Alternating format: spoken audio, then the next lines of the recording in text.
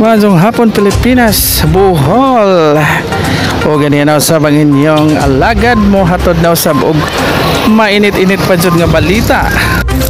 Samtang lain na usab nga disgrasya sa dalan dinhi sa lungsod sa Lubok, particularly sa probinsyang Dalan gikan sa Lubok paingon sa Sikatuna, mga 1 kilometer away from the poblasyon sa Lubok.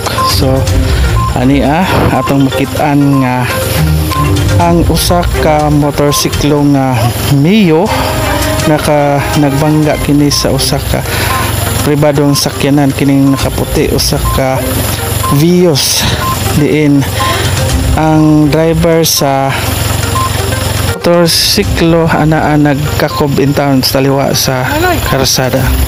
So to say guys nga ang maong driver sa motorsiklo nagdapa in town kini og isda nga kay naa makita man sa karsada nga na katag ang ijahang gida nga isda.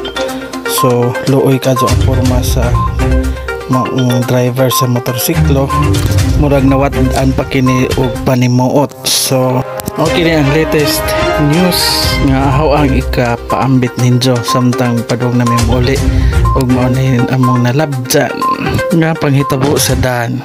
Sa laing bahin guys, ang biyahe sa tanang mga sakyanan gikan sa Ubay ngadto paingon sa Tagbilaran giri-route kini og niya naagi sa Lubok o kiniadta karon niagi sa Lubok River.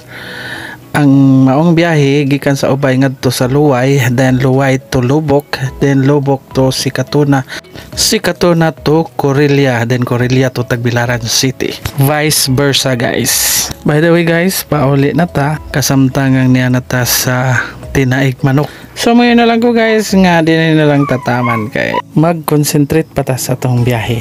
Okay, so shout out Sir Jace Wilson TV, Flora Ritz, and of course Labi Hailo Oya. So hanggang dito na lang guys, bye bye.